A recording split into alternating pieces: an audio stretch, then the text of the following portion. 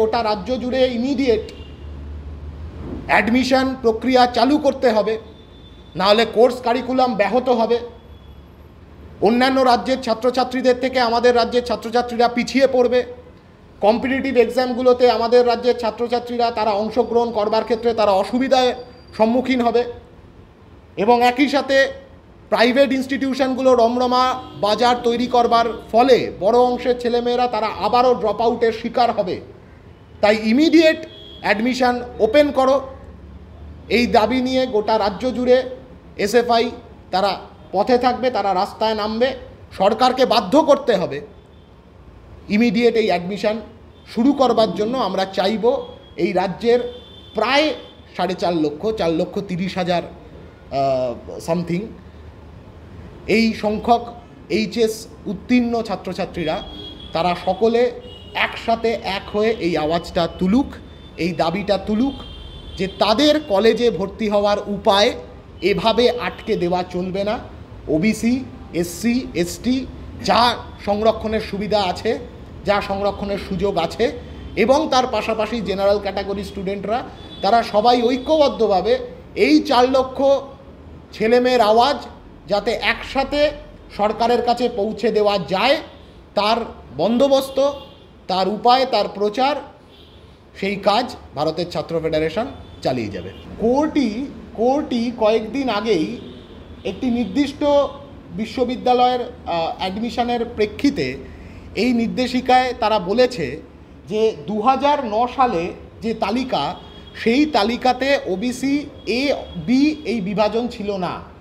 2010 পরবর্তী সার্টিফিকেটে OBC A বির এই বিভাজন তৈরি করা হয়েছিল, কিন্তু সেই সার্টিফিকেটগুলোতেও কাস্ট মেনশন আছে, ঠিক যা 2009-এর তালিকাতেও যে কাস্ট মেনশন ছিল।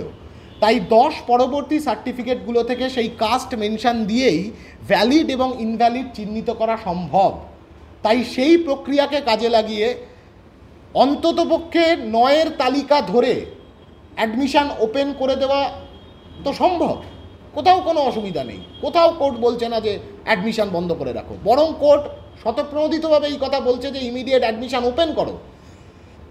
কিন্তু সরকার তার প্রশাসনিক ব্যর্থতাকে ঢাকবার জন্য এই অ্যাডমিশন পোর্টালগুলোকে এবং একই সাথে একাদশ শ্রেণীর অ্যাডমিশনকে, মেধা তালিকাকে আটকে রেখে দিয়েছে। 7% যা আগে ছিল 2009-এর তালিকা অনুযায়ী, সেইটুকু সংরক্ষণের সুযোগ সুবিধা এই সমস্তটাকে অক্ষুণ্ণ রেখেই তো অ্যাডমিশন শুরু করে দেওয়া যায়, এবং পরবর্তীতে 30%, 40% সিট তো এমনি ফাঁকা থাকছে প্রত্যেক বছর।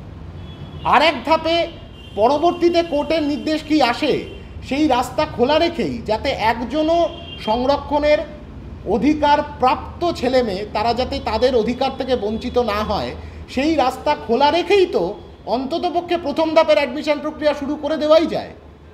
কিন্তু সরকারের সেই সদিচ্ছা নেই।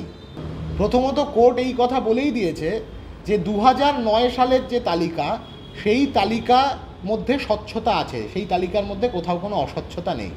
তাই তার সার্টিফিকেট যদি সেই 2009 সালের তালিকার অন্তর্ভুক্ত থাকে, তাহলে তার এই সমস্যায় পড়ার কোনো কথাই নয়, 1 নম্বর। দ্বিতীয়ত 10 পরবর্তী যে তালিকাগুলো বা এই তৃণমূল সরকারের আমলের যে তালিকা, যে তালিকাকে কেন্দ্র করে মানে যে সার্টিফিকেট দুর্নীতি বলা যেতে পারে, যেটাকে আবার একটা নতুন প্রতারণা যা সংগঠিত করেছিল এই রাজ্যের সরকার, সেই তালিকাকে কেন্দ্র করেও সেই তালিকায় কাস্ট মেনশনের জায়গা আছে। এই 2009 সালের তালিকাতেও কাস্ট মেনশনের জায়গা ছিল। তাই ওবিসি এ বি ক্যান্ডিডেটদের ক্ষেত্রে এই কাস্ট মেনশনের জায়গাকে আইডেন্টিফাই করে তাদের তালিকাটা ভ্যালিড না ইনভ্যালিড এইটা চিহ্নিত করবার উপায় আছে। সেই উপায়ে রাজ্যের সরকারকে সেই উপায় প্রয়োগ করতে হবে, এবং কোর্টের সাথে বোঝাপড়ার ভিত্তিতেই এই রাস্তা তাদেরকে তৈরি করতে হবে। কিন্তু তার জন্য অ্যাডমিশনটা যেমন খুশি তেমন করে ক্রমাগত বিলম্বিত করে যাওয়া, যাতে প্রাইভেট ইনস্টিটিউশনগুলো সুযোগ পেয়ে যায় চড়া দামে ভর্তি নেওয়ার, এইটা কখনো চলতে পারে না। যে ছেলেমেয়েরা প্রথমত এই ধরনের স্কলারশিপগুলোর ক্ষেত্রে এই স্কলারশিপ কারা এই স্কলারশিপ পেতে পারে, তারা কোন পদ্ধতিতে অ্যাপ্লাই করবে, এই ব্যাপারে মূলত গ্রামীণ সেক্টরগুলোতে ব্যাপক একটা মানে অনিশ্চয়তার মধ্যে ছাত্রছাত্রীদের থাকতে হয়। সরকার ওই দুয়ারে সরকার করছে, দুয়ারে গিয়ে বা কত রকমের দুর্নীতি করা যায় দুয়ারে দুর্নীতি সেরে নিয়ে চলে আসছে, কিন্তু দুয়ারে পৌঁছে ছাত্রছাত্রীদের কাছে এইটা সঠিক বার্তাগুলো দিতে পারছে না যে কিভাবে তারা অ্যাপ্লাই করবে, কিভাবে তারা এই স্কলারশিপের বা নানা ধরনের স্টাইপেন্ডগুলো সুযোগ সুবিধা পাবে, এলিজিবিলিটি ক্রাইটেরিয়াগুলো কী কী, এইগুলো সম্পর্কে প্রচণ্ড ধোঁয়াশা আছে। এই ধোঁয়াশাগুলোর মানে এই ডাউট ক্লিয়ারিংয়ের জন্য পশ্চিম মেদিনীপুর শহর রাজ্যের নানান জায়গাতে এই ধরনের হেল্পলাইন শুরু করা হয়েছে এসএফআইয়ের পক্ষ থেকে। স্কলারশিপ স্টাইপেন্ড সম্পর্কে যে কোনো ধোঁয়াশা, সেই ধোঁয়াশা যাতে এই ডাউট ক্লিয়ারিংটা করতে পারে ছাত্রছাত্রীরা সেই হেল্পলাইনগুলোর সাথে যোগাযোগ করে। কিন্তু প্রশ্নটা হচ্ছে এই সমস্ত ডাউট ক্লিয়ার হওয়ার পরেও যে বড় ডাউটটা থেকে যাচ্ছে যে এই স্কলারশিপের টাকাগুলো কেন মাসের পর মাস ধরে ছাত্রছাত্রীদের হাতে পৌঁছচ্ছে না। তাহলে কি এই টাকাগুলো অন্য কোনো মারফত অন্য কারোর হাতে পৌঁছে যাচ্ছে? এর উত্তর রাজ্যের সরকারকে দিতে হবে। আমি আজকে শুনলাম ব্রাত্য বসু নাকি এই প্রসঙ্গে কথা বলতে গিয়ে মেজাজ হারিয়ে ফেলেছেন, খুবই মেজাজ দেখিয়েছেন। আমি বলছি যে এখন যদি মেজাজ হারান, দুদিন বাদে তো চাকরি হারাবে ব্রাত্য বসু। যা করছে রাজ্যের যোগ্য শিক্ষক শিক্ষিকা তারা অসহায়ের মতো রাস্তায় বসে আছে। হাইকোর্ট কেন বলবে এই ধরনের ব্যবস্থা তো রাজ্যের সরকারের প্রশাসনের করে দেওয়া উচিত ছিল? বায়ো টয়লেটের ব্যবস্থা রাজ্যের প্রশাসনের করে দেওয়া উচিত ছিল না? তাদের মাথার ওপর ছাউনি করে দেওয়ার বন্দোবস্ত রাজ্যের প্রশাসনের করে দেওয়া উচিত ছিল না?